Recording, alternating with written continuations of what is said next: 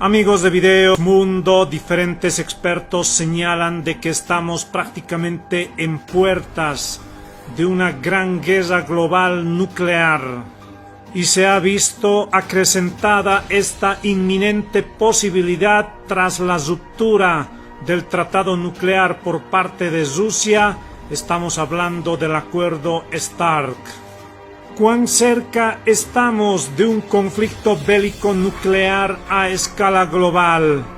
El presidente ruso Vladimir Putin anunció que Moscú suspende su participación en el tratado New START, el último mecanismo de desarme nuclear aún vigente entre Estados Unidos y Rusia. A medida que crece el riesgo de un choque abierto con la OTAN en Ucrania, aumenta también el peligro de una confrontación nuclear. Se enfrenta el mundo a una segunda guerra fría, de nuevo bajo la amenaza de las armas atómicas. ¿Y qué riesgos suponen el resto de países que también disponen de arsenal nuclear? Нам стратегическое поражение хотят нанести и лезут на наши ядерные объекты. В этой связи вынужден заявить сегодня о том, что Россия приостанавливает свое участие в договоре о стратегических наступательных вооружениях. Повторю, не выходит из договора. Нет. А именно приостанавливает свою участие. Este era el anuncio del presidente ruso en el marco de un esperado discurso sobre el estado de la nación. La cuestión nuclear ha sido un tema recurrente desde el inicio de la guerra en Ucrania. Sin embargo, es la primera vez que Moscú toma medidas concretas. Pero, ¿en qué consiste exactamente el tratado New START? El acuerdo, firmado en abril de 2010 por los entonces presidentes de Estados Unidos y Rusia, Barack Obama y Dmitry Medvedev, entró en vigor en febrero del año siguiente. El nuevo Tratado de Reducción de Armas Estratégicas sucedía a los anteriores START 1 y 2, firmados a principios de los años 90 del siglo pasado. Con el New START, ambas superpotencias se comprometían a reducir la cifra de cabezas nucleares desplegadas a un máximo de 1.550. Además, se limitaba a 700 el número de plataformas operativas capaces de lanzar misiles intercontinentales. El segundo gran pilar del pacto es que contempla medidas para verificar su cumplimiento, entre ellas visitas periódicas a las instalaciones nucleares de cada país, unas inspecciones que ahora quedan suspendidas indefinidamente.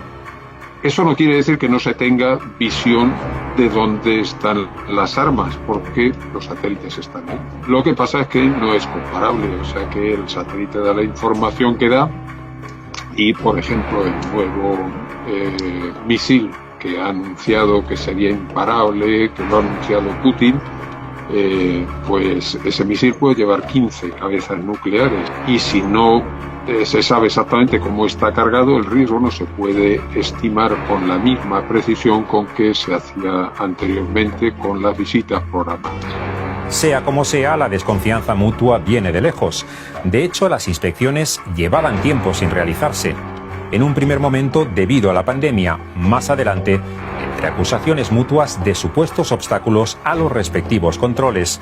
Todo ello con las crecientes tensiones por la guerra de Ucrania como trasfondo. Нам известно, что Запад прямо причастен к попыткам киевского режима нанести удары по базам нашей стратегической авиации. Использованные для этого беспилотники были оснащены и модернизированы при содействии натовских специалистов. И вот теперь они хотят еще и осматривать наши оборонные объекты.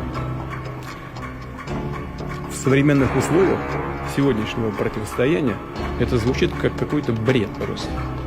Pese a que la ausencia de inspecciones posibilita en la práctica el incumplimiento del tratado, Moscú asegura que cumplirá el acuerdo hasta el año 2026, fecha en la que expira, que ha suspendido su participación, pero que no se retira oficialmente del tratado. Pero ¿hasta qué punto es realista pensar en una posible extensión del pacto? Es braucht ja auch zum Verhandeln ja ein Minimum an Vertrauen, was aber im Moment beide Seiten gar nicht haben. Also ich teile ihre Angst, dass in der Tat 2026 dieser letzte Vertrag, der noch Rüstung begrenzt hat zwischen den USA und Russland, dass der sang- und klanglos auslaufen würde. Sea como sea, la historia demuestra que los tratados de control armamentístico y desarme son un valioso mecanismo para limitar el alcance de la amenaza nuclear. En el momento álgido de la Guerra Fría, la entonces Unión Soviética y Estados Unidos llegaron a contar con más de 70.000 cabezas nucleares, sumando ambos arsenales.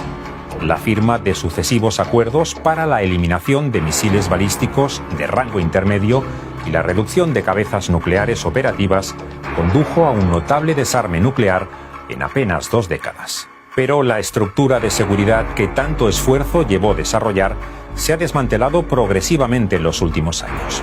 Estados Unidos dio el primer paso. En 2001 abandonó de forma unilateral el Tratado sobre Misiles Antibalísticos, oficialmente como respuesta a los atentados del 11 de septiembre.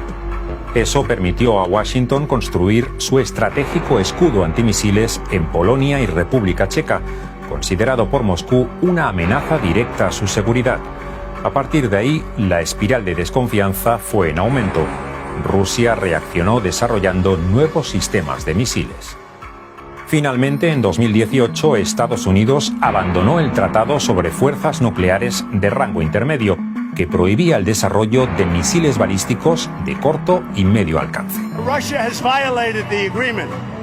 They've been violating it for many years, and I don't know why President Obama didn't negotiate or pull out. And we're not going to let them violate a nuclear agreement and go out and do weapons, and we're not allowed to. We're the ones that have stayed in the agreement, and we've honored the agreement, but Russia has not, unfortunately, honored the agreement. So we're going to terminate the agreement. We're going to pull out. Pero, ¿qué ha llevado a desmantelar la estructura de seguridad surgida de la Guerra Fría? ¿Hasta qué punto se enmarca esta dinámica en la lucha por la hegemonía global? El sentimiento político ha sido desde el 2002 y tal vez desde antes uno de mantener cierta hegemonía global y esa hegemonía no se mantiene por inercia y en parte tiene que ver con mantener libertad de maniobra, y eso acompañado de una desconfianza profunda y creciente con la Unión con Rusia, sucesor de la Unión Soviética, que lastimosamente esa desconfianza ha sido mutua. Una desconfianza mutua de peligrosas consecuencias. A finales del año pasado, Estados Unidos desplegó 180 ojivas nucleares en 6 países europeos miembros de la OTAN, mientras Rusia anunció que potenciará la producción de misiles hipersónicos capaces de transportar cargas nucleares a 12.000 kilómetros por hora. Pero, en opinión de los expertos, el principal peligro lo representan las denominadas armas nucleares tácticas. Se trata de bombas atómicas de menor potencia, destinadas a realizar ataques limitados. Pese a que su poder de destrucción es menor que el de las armas nucleares estratégicas, su capacidad de devastación sigue siendo enorme, comparable, por ejemplo, al de las bombas lanzadas por Estados Unidos en Hiroshima y Nagasaki. El gran riesgo es que las armas nucleares tácticas puedan crear la ilusión de que son más utilizables o de que son más manejables o que el riesgo que conllevan es menor o de que el riesgo de retaliación es menor, porque si se llegaran a utilizar armas nucleares, bien sea que se llamen tácticas, me parece que eso cambiaría la dinámica del conflicto inmediatamente y con consecuencias inimaginables. Pero el peligro de escalada nuclear va más allá de Rusia y Estados Unidos. Aunque las dos superpotencias cuentan con los mayores arsenales del planeta con diferencia, no son los únicos países que disponen de armas atómicas. Moscú y Washington encabezan una lista a la que cada vez se añaden más actores. China se sitúa en tercera posición, por delante de 2 países de la OTAN, Francia y Reino Unido. Pakistán, la India, Israel y Corea del Norte completan una lista a la que pronto podría unirse Irán. Según un informe del Pentágono, China aspira a igualar a Rusia y Estados Unidos en número de cabezas nucleares en la próxima década. El mismo informe afirma que Pekín podría abandonar su política de no primer uso, que descarta el empleo de bombas atómicas como arma ofensiva. Unas acusaciones que China rechazó. 美国拥有世界上最庞大的核武库，并且仍在投入巨资升级三位一体核力量，发展低当量核武器，降低核武器使用门槛，强化核保护伞。美方反复炒作所谓中国核威胁，不过是为了自身扩展核武库，维持军事霸权寻找借口。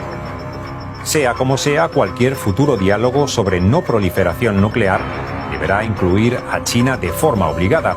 Pero ¿estará dispuesta Pekín a dialogar antes de equiparar su arsenal nuclear al de Rusia y Estados Unidos? Lo desafortunado es que esto se vea como un intento de China de llegar a los niveles de Rusia y Estados Unidos. China está entre 300 y 400, Estados Unidos y Rusia está entre 5.000 y 6.000 por esos lados. Entonces lo ideal sería lo opuesto, que China sea parte de diálogos nucleares, pero que la expectativa sea que Rusia y Estados Unidos bajen a los niveles de China. Eso en lo que respecta a China. Pero ¿qué podemos esperar del resto de países que disponen de arsenal atómico? Muchos de ellos ni siquiera forman parte del Tratado de No Proliferación. Las disputas entre las principales potencias nucleares no contribuyen precisamente a fomentar un diálogo multilateral sobre control y desarme. Innerhalb dieser Logik, in der mittlerweile jetzt alle Akteure sich befinden und in der sie denken und in der sie handeln, argumentieren sie, wir haben ganz wenig, kommt ihr erstmal runter mit eurem Niveau, am besten auf unser Niveau und dann können wir reden. Und solange alle Akteure in dieser Richtung denken, wird es sehr schwer, multilaterale Abkommen zu schließen. Así pues, el riesgo de escalada nuclear va mucho más allá de la disputa particular entre Estados Unidos y Rusia. Atrás quedaron los tiempos de la Guerra Fría, donde las dos grandes superpotencias monopolizaban el peligro de confrontación atómica. La decisión de Rusia y Estados Unidos de desmantelar la estructura de tratados de control y desarme abre la puerta a una carrera armamentística con otros actores implicados. La confrontación directamente entre las dos superpotencias o las tres superpotencias, sino la proliferación. Si ahora pensamos que por unas razones momentáneas, instantáneas de Rusia, se abre la caja de Pandora, mañana esa caja no hay quien la cierre, y entonces saber quién detiene a Pakistán y a la India de intercambiar, o la misma India contra China, en situación de inferioridad de los ejércitos. La guerra en Ucrania ha tensado al máximo las relaciones entre Estados Unidos y Rusia. Pero los riesgos van mucho más allá del campo de batalla ucraniano. El conflicto ha disparado la amenaza de una escalada nuclear entre ambas potencias. Además, la ruptura del diálogo bilateral sobre control y desarme abre la puerta a que otros países potencien sus respectivos programas nucleares, lo que aboca al mundo a un escenario de imprevisibles consecuencias. Bien, ahí tenían, amigos de Videos Mundo, importantes elementos para el análisis. Lo cierto es que las amenazas van y vienen de utilizar armas nucleares por parte de las potencias mundiales como son Rusia, Estados Unidos, China o la misma Unión Europea. ¿Será que estamos en puertas de esta preocupante situación de que en nuestro planeta se desate una guerra nuclear? Estaríamos hablando en sí de la tercera guerra mundial con armas nucleares. Déjenme sus comentarios, en breve estamos con más. Para finalizar, amigos de Videos Mundo, no olviden suscribirse al canal y así también activar la campanita de notificaciones.